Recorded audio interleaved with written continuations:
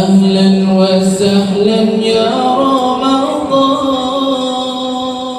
Bulan itu rukun Islam ke rukun iman?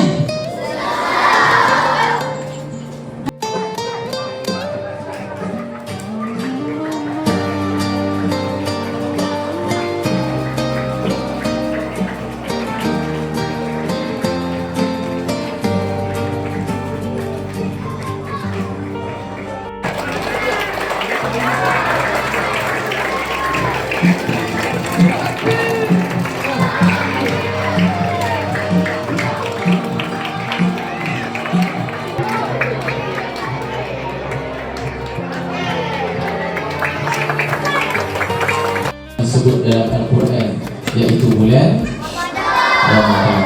Kemuliaan bulan Ramadan bukan terletak pada namanya, tapi terletak pada satu peristiwa yang teragung pernah Allah turunkan di atas muka bumi melalui Rasulullah SAW, iaitu Al-Quran.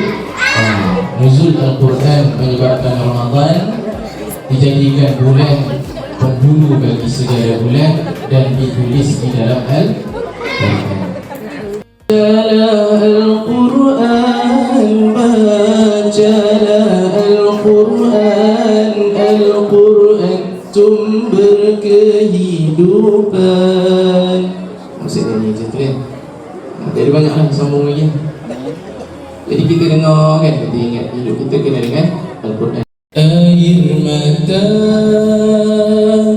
keinsafan yang mengalir di malam sepi, inilah dia pelembut jiwa bagi meraih Bismillahi. Oh, bangun tengah malam, oh cakap dengan Allah, ya Allah, aku ada buat salah ni, mungkin ya Allah,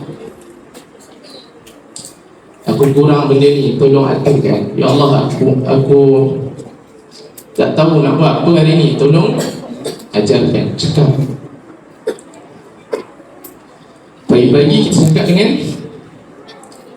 dengan Allah.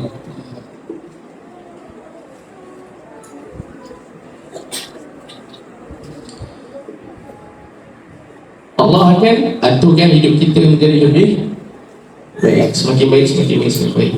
Jadi ambil peluang untuk setiap pagi bercakap dengan Allah.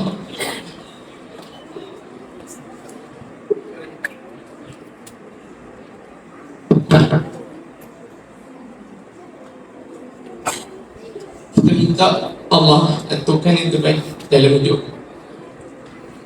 supaya Allah bagi redha atas apa yang kita buat dalam muka bumi ini. Allah akan bagi redha dan juga keampunan dari Allah. Dalam hidup ni kita nak tu je. Kita nak Allah. Kita nak Allah. Kita nak Allah. Allah bagi hadiah kat kita bulan Ramadan. Tolong manfaatkan semaksimum mungkin. Sampai tertidur pun tak apa, baca Quran. Dapatkan redha Allah melalui satu jalan yang Allah bagi hadiah kat kita, iaitu bulan Ramadan. Tak semua orang sempat dapat bulan Ramadan. Jadi bulan Ramadan tahun ni Ustaz nak ajak sama-sama semua kawan, anak-anak yang Ustaz sayang ni kan, kita rebut bulan Ramadan ni sebagai bulan yang lebih dekatkan kita pada Allah. Masya-Allah. Allah emosi dah. Sorry ya. Okey, boleh janji dengan Ustaz? Kita hidupkan bulan Ramadan insya-Allah, boleh? Assalamualaikum warahmatullahi wabarakatuh.